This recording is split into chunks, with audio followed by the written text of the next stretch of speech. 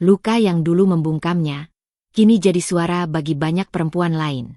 Dan saat ia menutup jurnal hidupnya, ia tahu, ia telah lahir kembali, bukan karena cinta dari orang lain, tapi karena cintanya pada diri sendiri. Selamat datang di Santi Story. Channel ini menyajikan cerita yang penuh makna, haru, dan pelajaran hidup. Setiap cerita yang kami angkat berasal dari pengalaman nyata, dikemas dalam narasi yang menyentuh hati. Sebelum masuk ke ceritanya, sahabat jangan lupa absen dulu ya. Sahabat dari mana saja.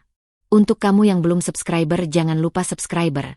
Yang sudah subscriber semoga rezekinya mengalir. Yuk kita dengar ceritanya. Matahari sore itu bersinar hangat, menembus jendela kaca besar di ruang tamu rumah megah bergaya modern minimalis. Anindya duduk di sofa abu-abu dengan perut yang mulai membuncit 5 bulan. Tangannya mengelus perutnya pelan. Senyum kecil mengembang di wajahnya. Ia menatap bingkai foto di atas meja. Foto pernikahannya dengan Raffi 2 tahun lalu.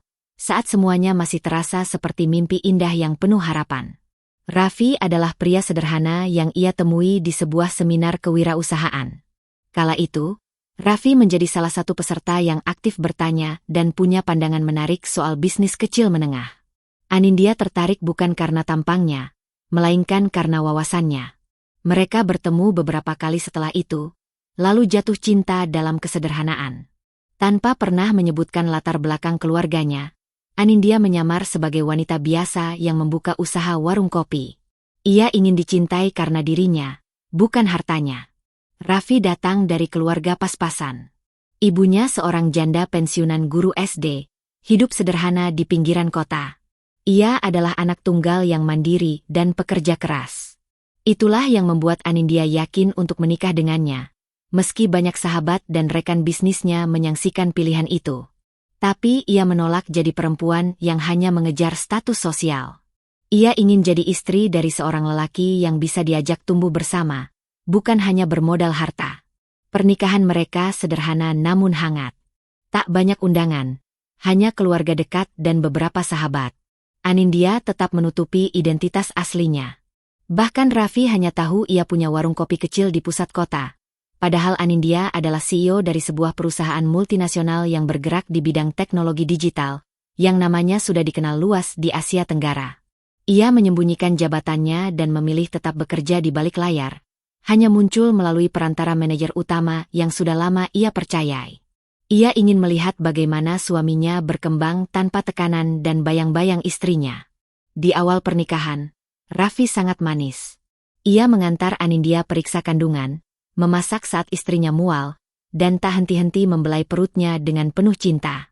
Ia selalu mengucapkan, "Aku nggak sabar lihat bayi kita, sayang. Aku bakal jadi ayah terbaik."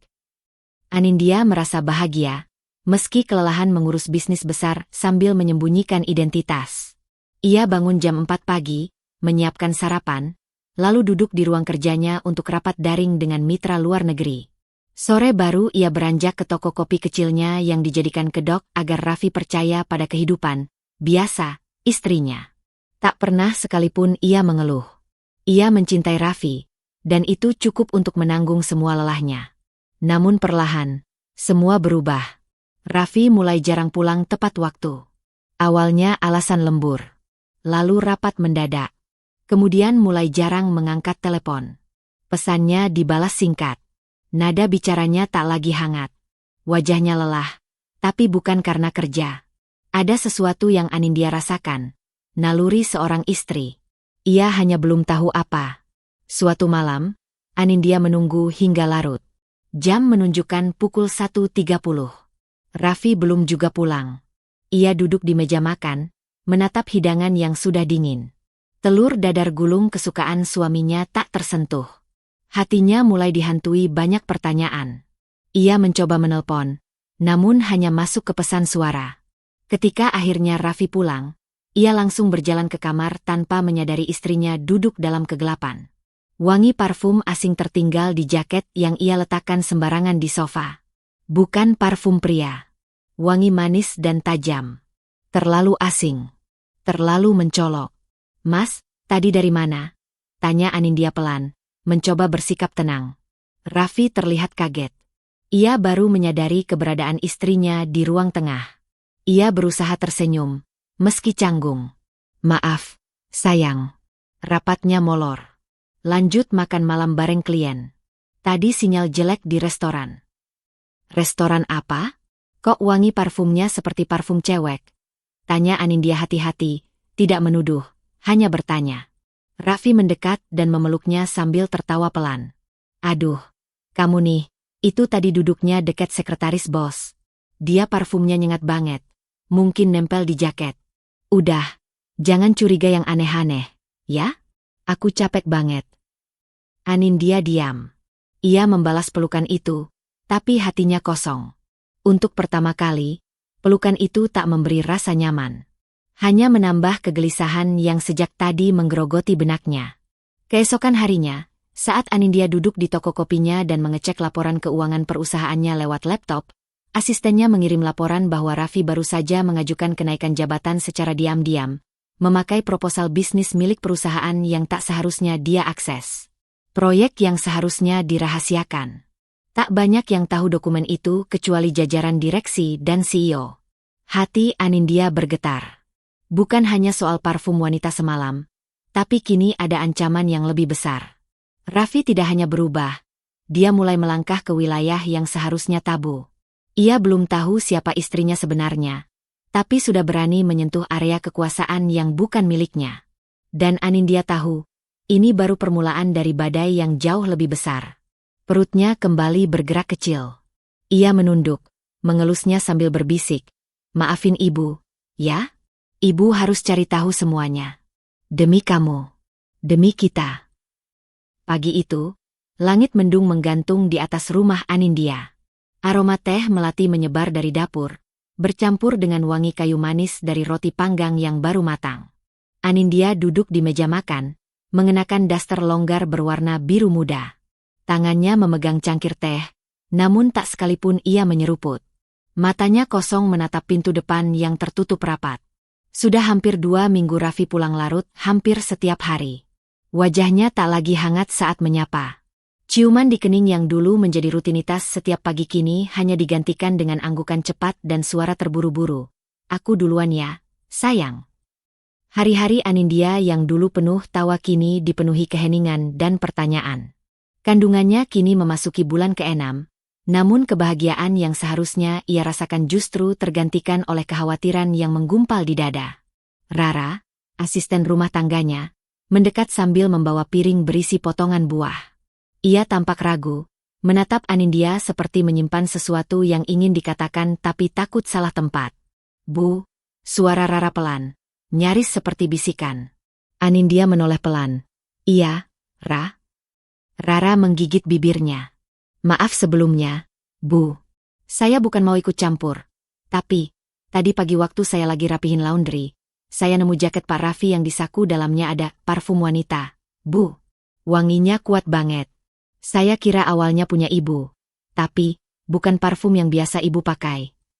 Anindya terdiam. Tak kaget, tidak juga langsung marah. Ia hanya menarik napas dalam dan menatap keluar jendela. Langit yang semula mendung kini mulai gerimis. Terima kasih, Ra, sudah bilang.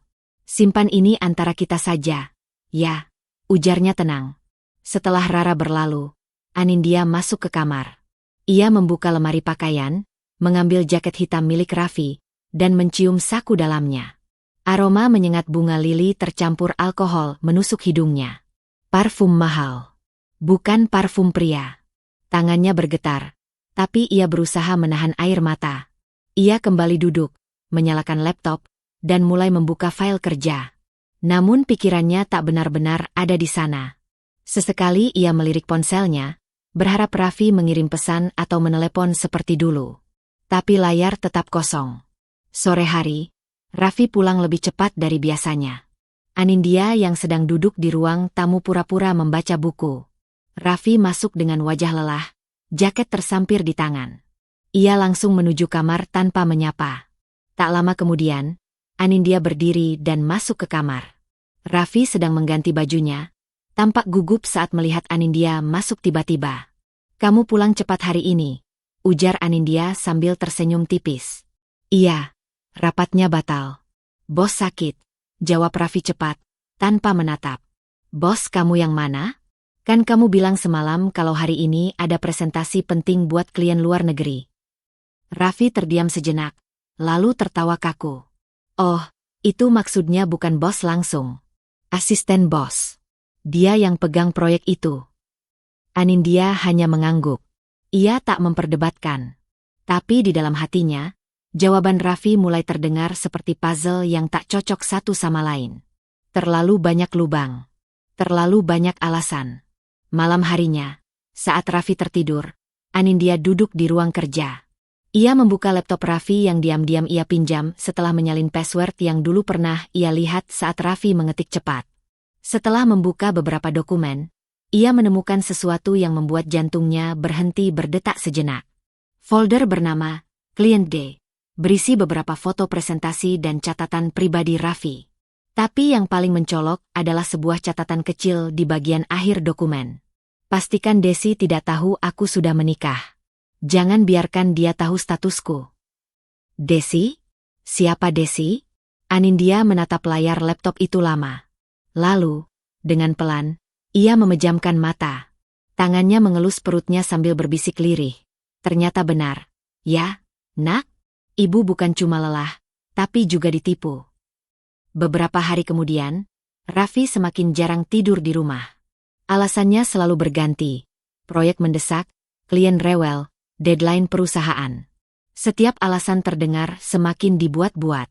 Suatu pagi, saat Anindya duduk sendiri di ruang makan, ia menerima pesan dari seorang rekan kerjanya di perusahaan. Bu, maaf saya melaporkan hal ini. Tapi saya lihat Pak Raffi semalam pergi dari kantor bersama karyawan magang baru, Desi, naik mobil kantor. Mereka terlihat mesra. Maaf kalau saya lancang. Anindya terdiam. Nama itu muncul lagi. Desi. Pagi itu, ia tidak menangis. Ia hanya duduk lebih tegak, membetulkan letak gelas di atas meja, dan menatap cermin di seberangnya. Bukan karena ia tidak sakit, tapi karena rasa sakitnya sudah mulai berubah bentuk. Bukan lagi luka, melainkan tekad.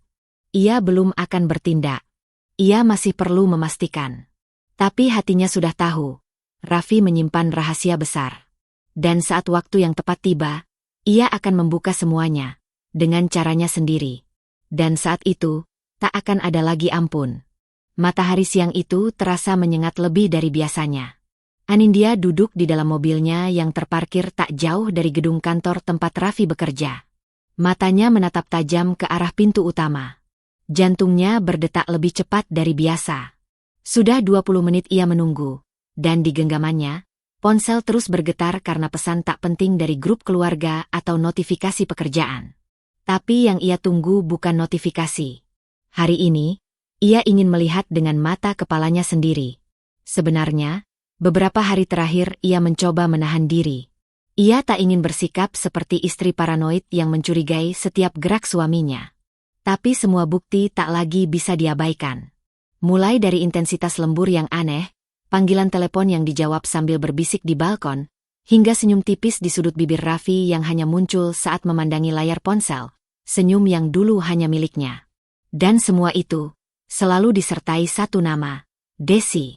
Pertama kali ia mendengar nama itu adalah saat Raffi lupa mengunci layar ponsel, dan sebuah notifikasi masuk saat ia tertidur. Sebuah pesan singkat dari kontak bernama, D. Aku masih ingat kecupan semalam. Jangan bikin aku rindu terlalu lama. Anindya tidak langsung bereaksi. Ia hanya menyimpan tangkapan layar itu dan menunggu. Hingga akhirnya hari ini, rasa sabarnya mencapai batas. Ketika pintu gedung terbuka, seorang perempuan dengan tubuh ramping dan pakaian yang terlalu ketat untuk standar kantor melangkah keluar.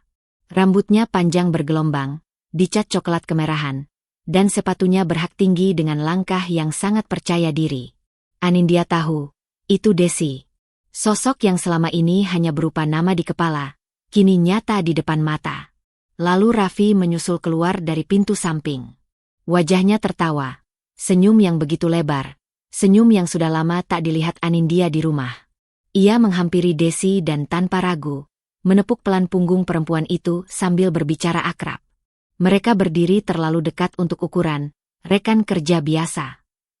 Anindya menunduk, menahan napas, lalu menutup matanya sejenak.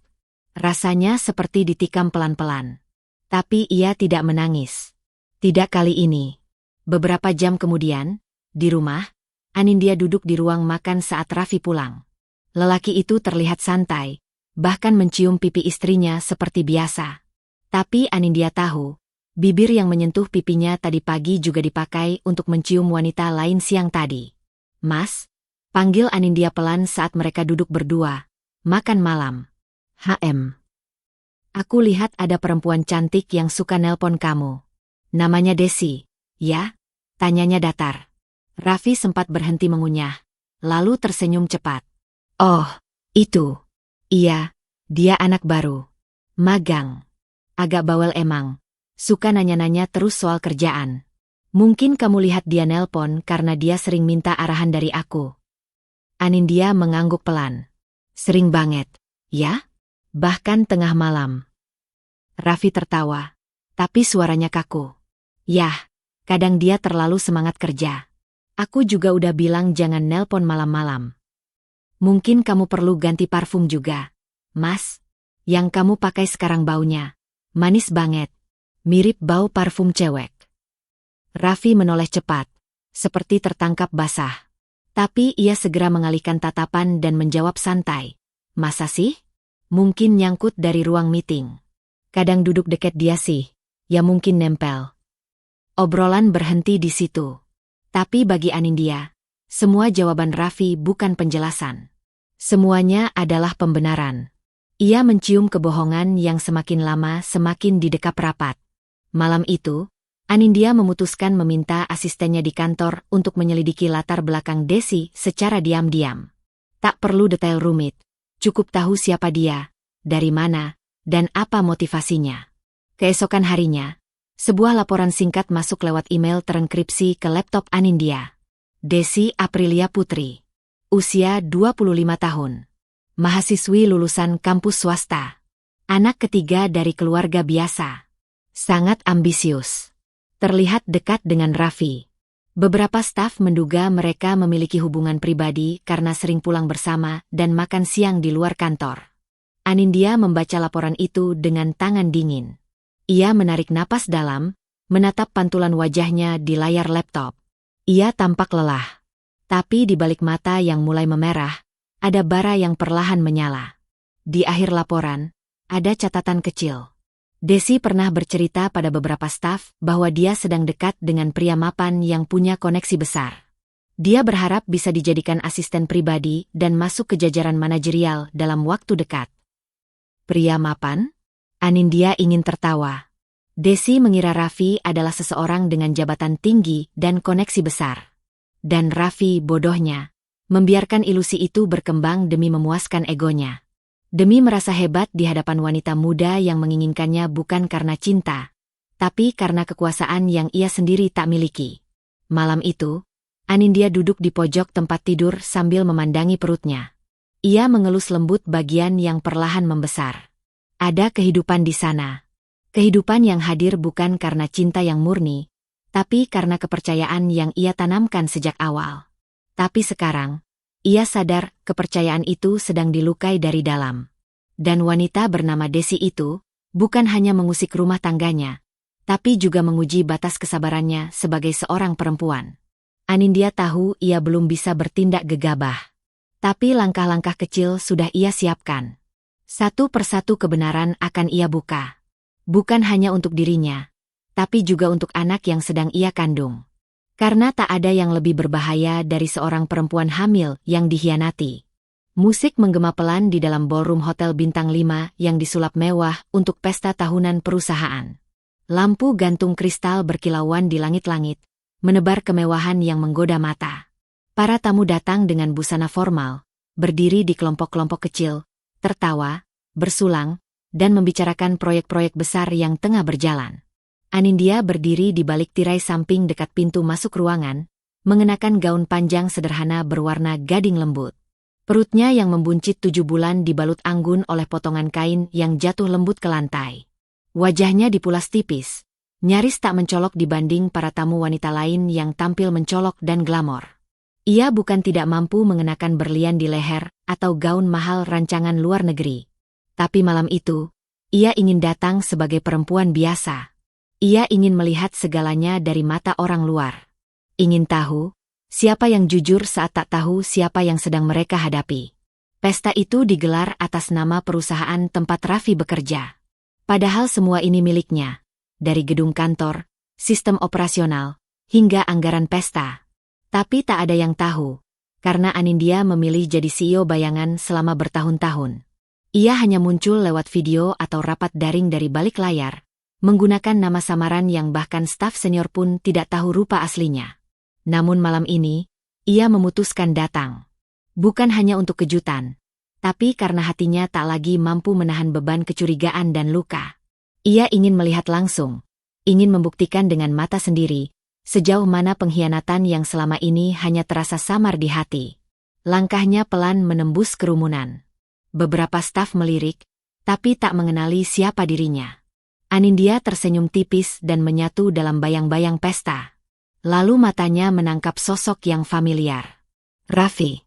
Ia berdiri di dekat panggung kecil bersama seorang wanita yang tampak mencolok. Gaun hitam ketat, rambut terurai indah, bibir merah menyala, dan senyum yang terlalu akrab, terlalu intim. Wanita itu menyentuh bahu Raffi sambil tertawa keras, dan Raffi tak menunjukkan penolakan. Justru balas tertawa, bahkan menatap mata wanita itu dengan sorot yang selama ini tak pernah lagi ia berikan pada Anindya.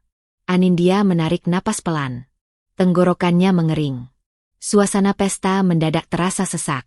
Tapi ia tidak berbalik. Ia berjalan lebih dekat, menyelip di antara kerumunan, menahan denyut keras di perutnya yang tiba-tiba terasa tegang. Saat jaraknya hanya tinggal beberapa langkah, suara Desi, wanita itu, terdengar jelas. "Mas, nanti malam kita nginep di apartemen yang biasa itu, ya? Aku udah bawa baju," katanya sambil tersenyum genit. Anindya berhenti. Seluruh tubuhnya terasa mati rasa. Tangannya mengepal pelan. Ia maju satu langkah lagi dan berdiri tepat di depan Raffi. Tatapannya menusuk, namun tetap tenang. Raffi tersentak kaget. Matanya melebar. "Anin, ngapain kamu di sini?" ucapnya gugup. Desi ikut menoleh. Matanya menelusuri tubuh Anindya dari atas sampai bawah dengan sinis. "Siapa ini?" "Istri kamu," tanya Desi dengan nada merendahkan, tanpa menyembunyikan rasa tidak suka. "Mas, aku cuma mau bicara sebentar." "4 mata aja," kata Anindya, mengabaikan perempuan itu. Desi menyeringai. "Emang kamu siapa ngajak-ajak dia ngobrol berdua? Sadar diri dong. Jangan ganggu hubungan orang." Anindya menatap Desi, baru ingin menjawab, namun Desi melangkah maju dengan emosi, lalu, tanpa aba-aba, mengangkat kakinya dan menendang perut Anindya keras-keras. Suara dentuman tubuh Anindya jatuh ke lantai terdengar jelas, seperti memecah musik yang sedang mengalun. Semua tamu yang ada di sekitar mereka langsung terdiam. Anindya menjerit tertahan, tubuhnya meringkuk memeluk perut. Darah mengalir deras membasahi ujung gaunnya. Wajahnya memucat, peluh dingin membasahi keningnya.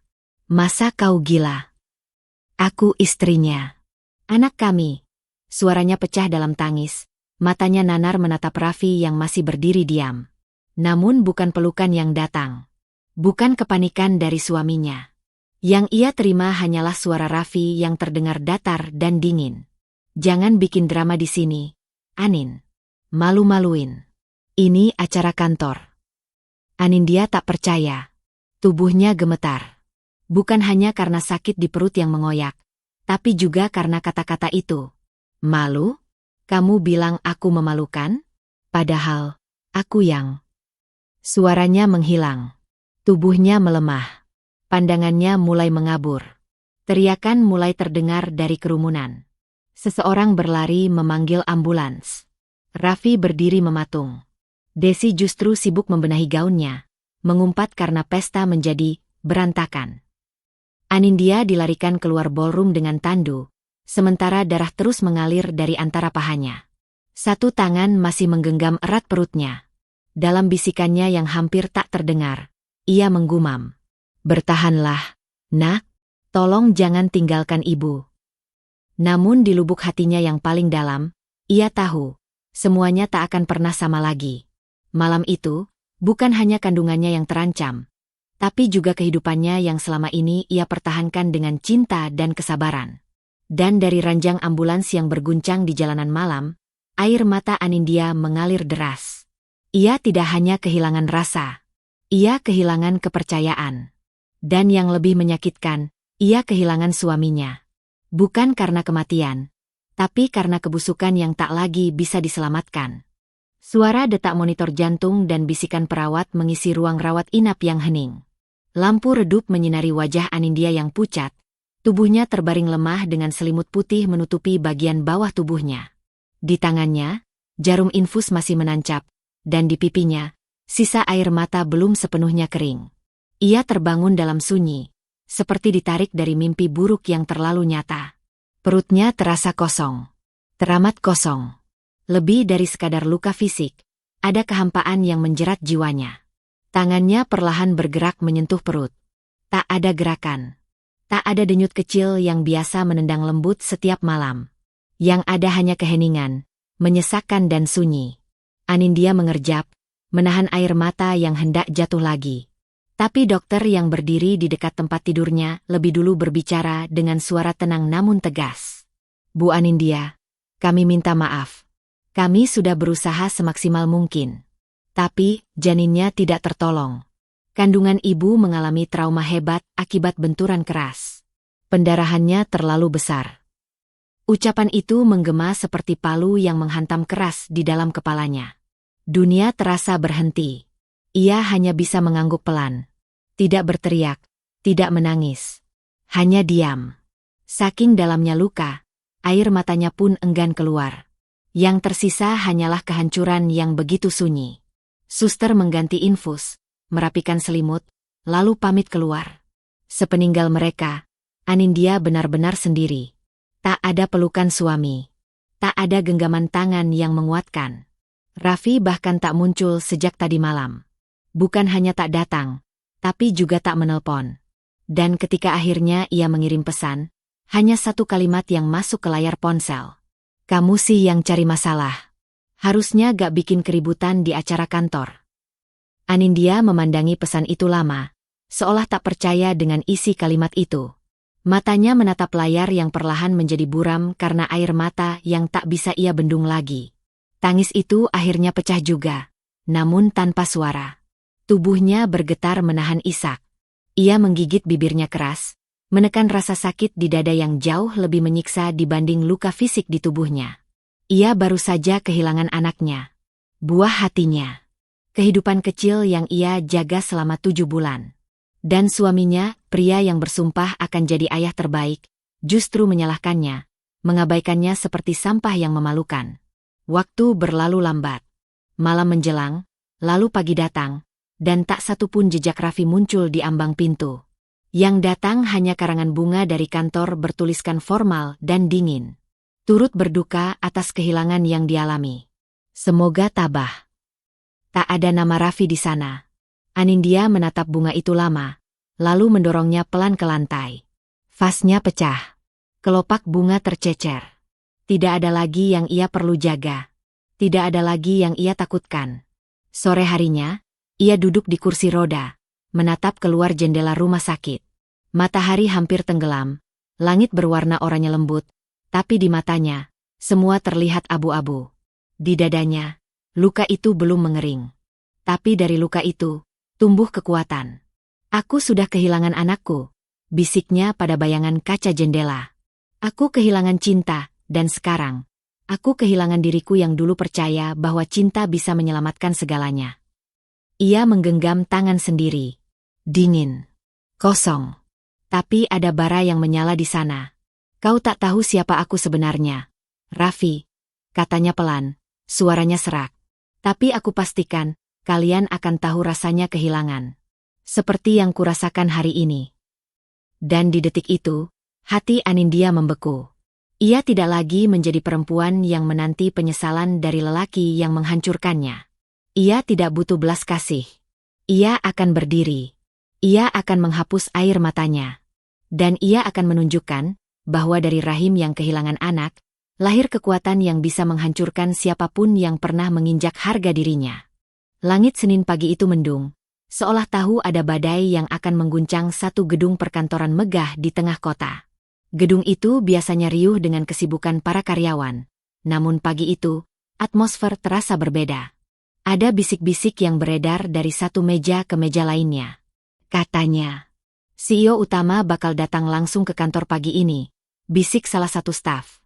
Yang bener? Bukannya selama ini gak pernah muncul. Iya, katanya misterius banget. Cuma direksi yang pernah ketemu. Itu pun katanya hanya lewat video call. Semua karyawan berusaha tetap tenang di balik layar komputer mereka. Tapi tatapan mereka terus mengarah ke pintu lift yang masih tertutup.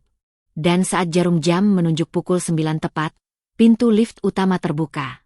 Sepatu hak tinggi berwarna nude menginjak lantai marmer kantor dengan irama tenang tapi tegas. Langkah itu milik seorang wanita bergaun hitam elegan dengan potongan klasik. Rambutnya disanggul rapi, wajahnya tanpa celah dengan riasan tipis, tapi sorot matanya dingin, kuat, menusuk. Itu Anindya. Beberapa staf yang mengenalnya sebagai istri Raffi menahan napas, sebagian tak percaya dengan apa yang mereka lihat. Sedangkan yang belum mengenal hanya bisa terpaku melihat sosok wanita anggun yang memancarkan wibawa luar biasa.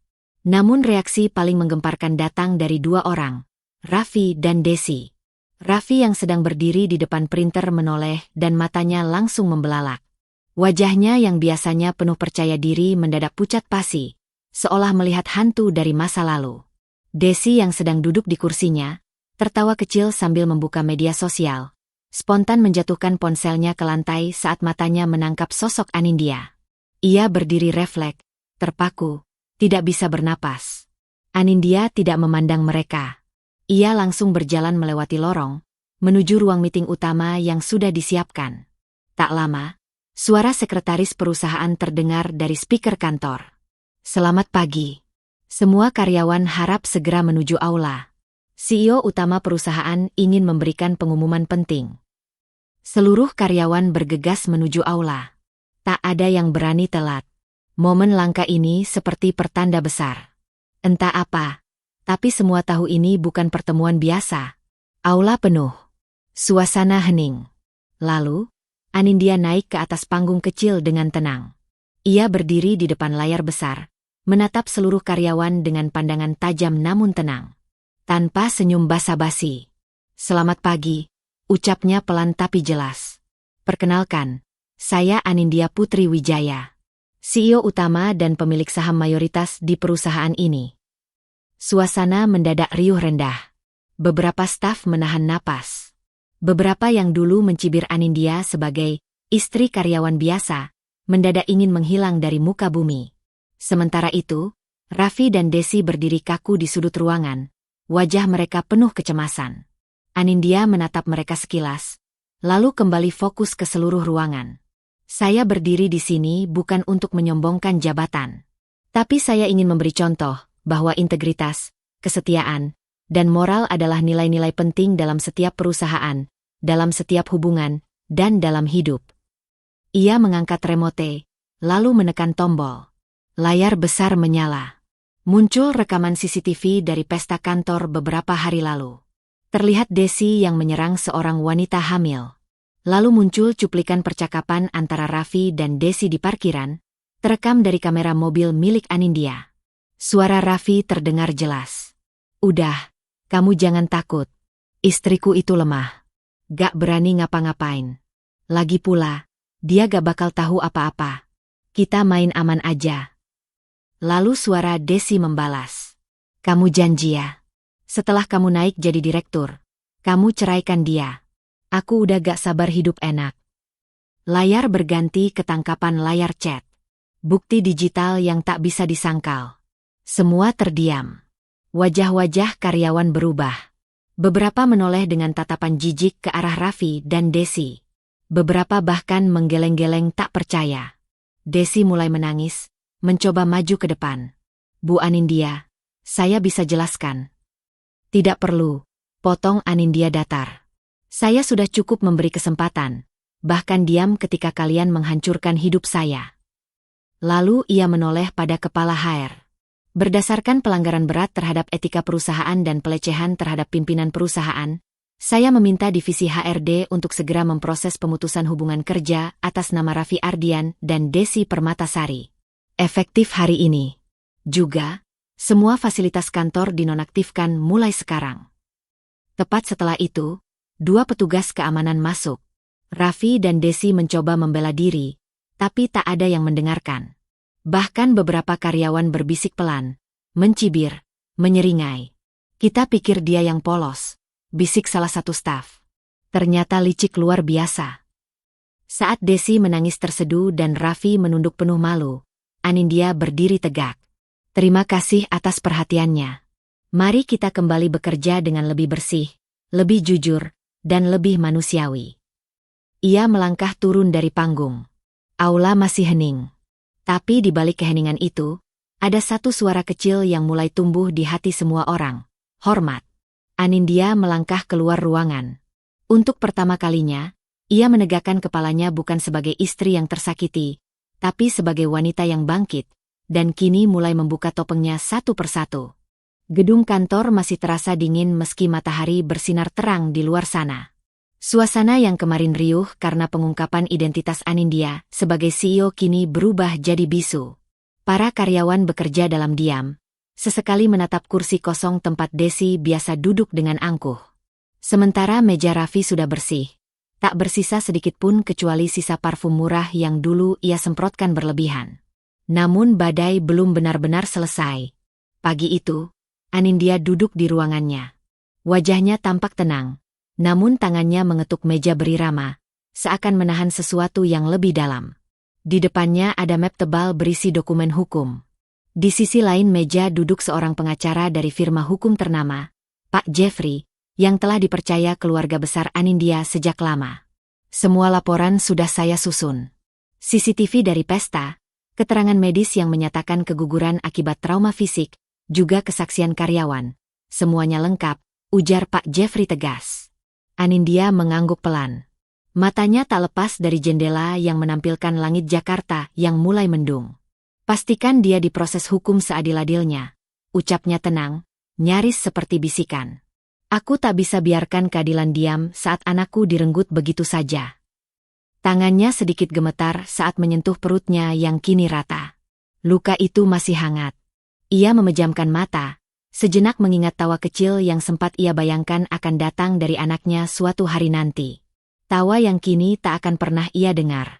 Sore itu, saat sebagian besar karyawan hendak pulang, 3 polisi berpakaian sipil masuk ke gedung dengan membawa surat penangkapan.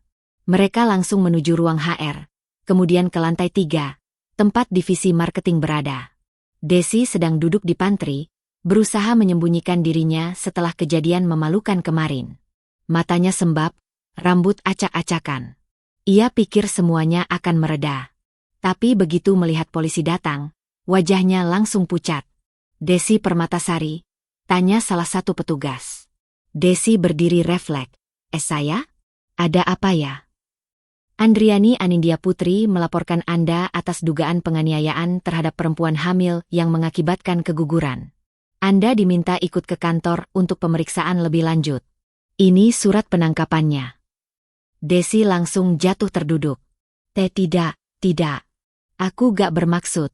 Itu salah paham. Aku kira dia dia perempuan pengganggu. Aku gak tahu dia hamil. Ia menangis histeris, mencengkeram lengan petugas. Beberapa karyawan hanya menonton dalam diam. Tak ada yang bersuara. Tak ada yang membela.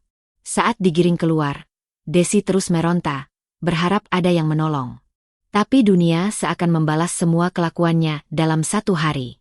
Dari kejauhan, di balik kaca ruangannya, Anindya berdiri memperhatikan. Ia tak tersenyum, tapi juga tak menangis. Yang ia bawa hanyalah keyakinan bahwa keadilan memang tak harus teriak, tapi harus diperjuangkan sampai akhir. Beberapa hari kemudian, giliran Raffi yang didatangi petugas. Ia tak tinggal diam setelah pemecatannya. Justru nekat masuk ke gedung kantor milik keluarga Anindya, mengiba untuk berbicara empat mata. Namun sebelum langkahnya mencapai ruang utama, dua petugas keamanan menahannya. Bersamaan dengan kedatangan dua petugas kepolisian yang membawanya keluar. Anindya memang tak hanya berhenti pada Desi. Ia melaporkan Raffi atas penelantaran istri yang sedang hamil, serta dugaan pemalsuan dokumen perusahaan. Karena Raffi sempat menggunakan tanda tangan palsu Anindya untuk menyetujui beberapa proyek siluman yang tidak pernah benar-benar dijalankan. Raffi memberontak. Aku suamimu, Nindya. Apa kamu tega begini ke aku? Aku minta maaf. Aku hilaf. Ia meronta saat diborgol di lobi kantor. Seluruh karyawan melihat kejadian itu, beberapa dengan sorot kasihan, tapi lebih banyak yang merasa puas. Anindya akhirnya turun, mengenakan setelan blazer krem. Wajahnya tenang, elegan, dan penuh kendali. Ia berdiri di depan Raffi, menatap laki-laki yang pernah ia cintai dengan tatapan yang sama sekali asing. Aku bukan istrimu lagi, Raffi. Suaranya tenang tapi mengiris. Aku perempuan yang akan membuatmu miskin dan sendirian. Raffi terdiam. Untuk pertama kalinya, ia benar-benar memahami bahwa Anindya bukan lagi sosok perempuan lembut yang bisa ia permainkan. Ia telah kehilangan segalanya, dan kini giliran Anindya yang mengambil kendali. Malamnya, di balkon apartemen penthouse yang menghadap kerlap-kerlip kota, Anindya duduk sendiri.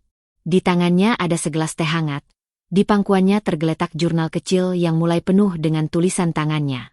Ia membuka halaman kosong dan mulai menulis. Keadilan bukan dendam. Tapi jika kesakitan tak pernah diberi tempat, dunia akan terus diam pada kebejatan. Aku tidak ingin dunia diam. Aku ingin anakku tahu, ibunya tidak tinggal diam. Ia menutup jurnalnya, lalu menatap langit. Malam itu, Jakarta terlihat tenang. Tapi di dalam diri Anindya, badai telah berubah menjadi kekuatan yang tak lagi bisa dihentikan. Gedung Pengadilan Agama Jakarta Selatan hari itu ramai oleh wartawan dan penasaran publik. Nama Anindya dan Raffi yang dulu dikenal sebagai pasangan harmonis kini menjadi pusat sorotan karena kasus perceraian yang melibatkan perselingkuhan, kekerasan, dan pemalsuan data perusahaan. Anindya duduk di sisi kanan ruang sidang, mengenakan kemeja putih sederhana dan blazer abu-abu. Wajahnya tetap anggun, tapi di matanya ada sisa luka yang tak bisa disembunyikan. Tangannya menggenggam erat tas kecil di pangkuannya. Setiap tarikan napas adalah pertarungan. Di seberangnya, Raffi datang dengan pengacara seadanya. Jasnya kusut, wajahnya lelah, dan matanya berkantung. Dunia tempatnya bersenang-senang kini telah membalikkan arah. Desi pun sudah tak ada di sampingnya, menjalani proses hukum dan telah memutus segala kontak dengannya. Majelis Hakim, kami mengajukan permintaan pembagian harta Gonogini berupa rumah mewah di Menteng, mobil, dan saham perusahaan Up Air yang sebelumnya atas nama suami istri, ujar kuasa hukum Raffi dengan percaya diri. Namun, Pak Jeffrey, kuasa hukum Anindya, tetap tenang. Ia mengeluarkan satu persatu dokumen legal, bukti sertifikat, dan akta jual beli. Seluruh aset atas nama klien kami, Anindya Putri, termasuk rumah, kendaraan, dan saham. Suami tidak memiliki kontribusi finansial atau administratif terhadap harta tersebut. Klien kami bahkan membiayai kehidupan rumah tangga sejak awal menikah, termasuk pengobatan orang tua tergugat. Suasana ruang sidang hening. Raffi tampak panik. Ia membisikkan sesuatu ke pengacaranya, tapi terlambat. Hakim mengetuk palu. Pengadilan memutuskan, gugatan cerai dikabulkan. Seluruh aset tetap atas nama penggugat, dan tergugat tidak berhak atas bagian harta. Sidang ditutup. Raffi menunduk. Dunia seolah runtuh di hadapannya. Ia yang dulu begitu bangga menjadi suami dari Anindya kini tak punya apa-apa. Tidak rumah. Tidak nama. Tidak harga diri. Anindya tidak tersenyum. Ia hanya berdiri perlahan, membungkuk hormat kepada majelis hakim, lalu keluar dari ruang sidang dengan langkah mantap. Tapi di balik ketegaran itu, hatinya nyaris hancur. Beberapa hari kemudian, Raffi berdiri di depan pagar rumah orang tuanya. Ia mengetuk berkali-kali. Ibunya muncul dari balik tirai, melihat anaknya dengan ekspresi datar. "Bu, ini Raffi." Ibu Raffi membuka pintu hanya setengah. "Kau pikir setelah mempermalukan keluarga ini, kami akan menerima kau pulang? Lihat kau sekarang. Tak punya rumah, tak punya kerja. Jangan bawa aibmu ke sini.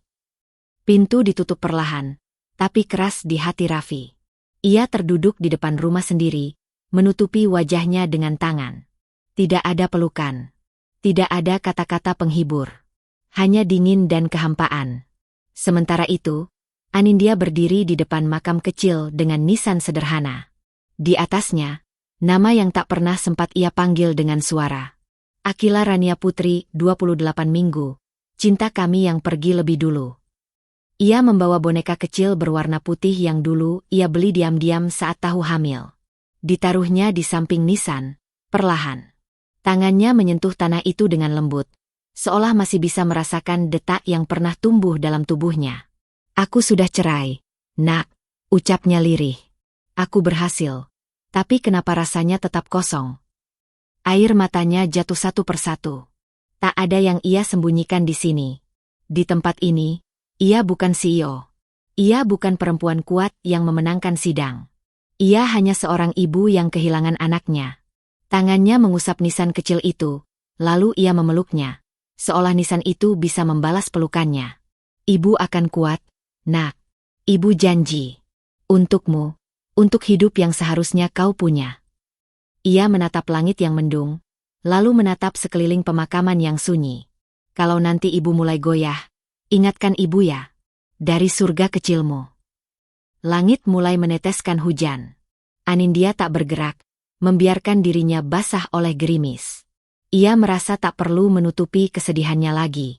Karena kesedihan ini bukan kelemahan, tapi bagian dari kekuatan barunya. Di hari itu, kehilangan tak lagi menjadi alasan untuk menyerah. Justru menjadi alasan untuk bangkit. Anindya menatap ke depan. Masih ada banyak luka, tapi ia tahu, langkah selanjutnya bukan lagi tentang membalas, tapi tentang membangun hidup baru. Tanpa dia, tanpa mereka, tapi tetap penuh makna. Hujan turun perlahan saat Anindya berdiri di depan sebuah gedung bercat putih dengan logo sederhana, Yayasan Perempuan Bangkit. Di pintu masuk, belasan perempuan berbagai usia berdiri menyambutnya dengan mata penuh harapan. Di antara mereka, ada yang membawa anak, ada yang memeluk map penuh dokumen perceraian, ada pula yang hanya membawa tubuh lelah dan mata sembab karena terlalu lama menangis dalam diam. Gedung ini bukan sekadar tempat perlindungan. Ini adalah rumah baru, bagi siapapun perempuan yang pernah dipukul, ditampar, dihianati, dihancurkan harga dirinya, dan tetap memilih bertahan demi anak, demi cinta, atau karena tak tahu harus kemana. Disinilah Anindya menemukan kembali napas hidupnya. Ia tak lagi merasa sendiri. Sejak sidang perceraian berakhir, Anindya menolak larut dalam kemenangan semu. Ia sadar, balas dendam yang telah ia lakukan tak bisa mengembalikan anaknya, atau menyembuhkan luka-luka dalam dirinya.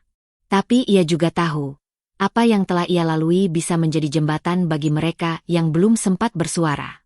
1 bulan setelah yayasan berdiri, Anindya diminta menjadi pembicara dalam seminar nasional bertajuk Perempuan Bangkit, Luka Tak Harus Menjadi Akhir.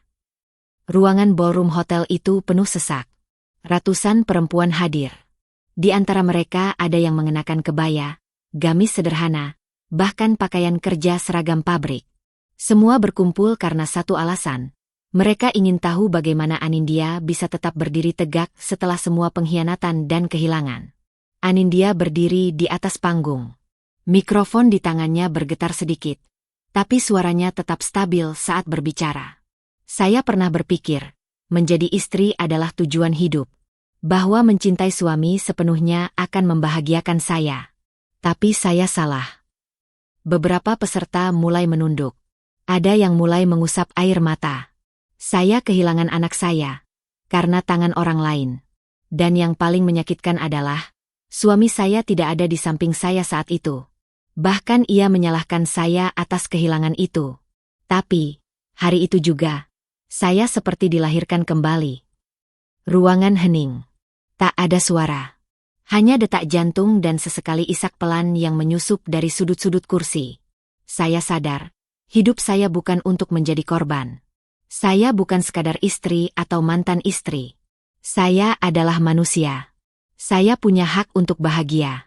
Dan yang paling penting, Saya berhak mencintai diri saya sendiri, melebihi siapapun. Seketika tepuk tangan menggema di seluruh ruangan. Tapi Anindya tidak berhenti. Hari ini, saya tidak datang ke sini untuk kalian kagumi. Saya datang untuk bilang, saya pernah dihancurkan, tapi saya memilih untuk membangun. Saya pernah ditinggalkan, tapi saya memilih untuk tetap melangkah. Dan saya ingin kalian tahu, luka kalian pun bisa jadi kekuatan. Usai seminar itu, ratusan pesan masuk ke yayasannya.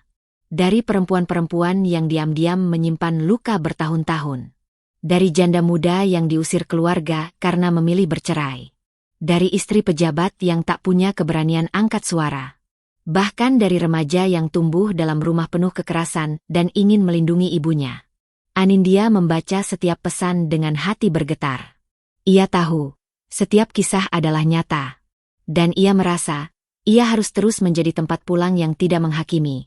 Tempat yang pernah ia cari dulu saat merasa hancur dan sendiri. Suatu malam, ia duduk di ruang kerja yayasan. Di mejanya ada 2 bingkai foto. Satu foto kecil USG bayi yang dulu tak sempat ia peluk, dan satu lagi foto dirinya berdiri di seminar bersama puluhan perempuan tersenyum. Ia tersenyum pelan. Nak, bisiknya pada foto USG itu. Ibu lahir kembali karena kehilanganmu. Tapi juga karena kau. Ibu menemukan hidup yang baru. Kini, Anindya tak lagi menunggu cinta dari siapapun. Ia tak menanti lelaki yang datang dengan janji manis. Karena ia telah menjadi perempuan yang utuh. Yang berdiri dari luka. Yang memilih hidup. Untuk dirinya sendiri. Langit sore itu tampak sendu. Seakan ikut mengenang perjalanan panjang seorang perempuan yang telah melewati badai hidup dengan luka di dada. Namun kini berdiri kokoh di atas kakinya sendiri. Di balik panggung megah tempat seminar nasional berlangsung, Anindya duduk di ruang kecil beraroma kayu manis dan bunga sedap malam. Ia menatap jurnal coklat yang sejak lama menjadi tempatnya menyimpan setiap air mata, setiap pengkhianatan, setiap kesakitan yang dulu nyaris mengubur hidupnya. Jurnal itu telah menemaninya sejak malam pertama ia ditinggal sendirian di rumah sakit, dengan tubuh lemah dan perut kosong karena kehilangan anak yang sangat ia nanti. Tangannya membuka halaman terakhir. Ia menghela napas panjang sebelum mulai menulis. Hari ini, aku tidak lagi bicara soal cinta yang menyakitkan. Aku tidak lagi mencatat bagaimana mereka mengkhianati aku. Hari ini, aku menulis tentang kemenangan paling sunyi. Menemukan diriku sendiri setelah kehilangan terbesar dalam hidupku. Anakku, aku tak bisa menjagamu di dunia ini. Tapi lewat kehilanganmu, ibu menjadi hidup. Kau cahaya dalam gelapku. Dan hari ini, aku melepaskan semua amarah, semua dendam. Karena aku tahu, Tuhan tak pernah tidur. Kebenaran, pada akhirnya, menemukan jalannya. Anindya menutup jurnal itu. Di luar, tepuk tangan bergemuruh. Seminar yang dihadirinya sebagai pembicara utama mencapai puncaknya. Ratusan perempuan berdiri, memberikan penghormatan. Bukan karena kisah sedihnya, tapi karena keberaniannya. Ia berdiri, menatap cermin sebentar. Tidak ada air mata di wajahnya kali ini. Hanya senyum tipis, dan mata yang penuh kehidupan. Ia melangkah keluar ruangan, menyambut dunia dengan kepala tegak. Sementara itu, jauh dari kemewahan dan cahaya lampu panggung, Raffi duduk di atas kasur tipis di kamar kos sempit berukuran 2x3 meter. Kipas angin tua berdecit di atasnya. Uang di dompet tinggal lembaran ribuan. Sudah sebulan ia keluar masuk tempat kerja tanpa diterima. Nama baiknya hancur. Semua perusahaan besar mencoret namanya sejak kasus pemalsuan dokumen terkuak. Ia membuka ponsel jadulnya. Tak ada notifikasi. Tak ada pesan. Bahkan ibunya pun enggan bicara dengannya. Keluarganya tak mau tahu. Tak ada yang mau menampungnya lagi. Semua harta, rumah, kendaraan, dan aset perusahaan yang dulu ia banggakan, kini hanya tinggal kenangan. Foto Anindya masih ada di galeri ponselnya.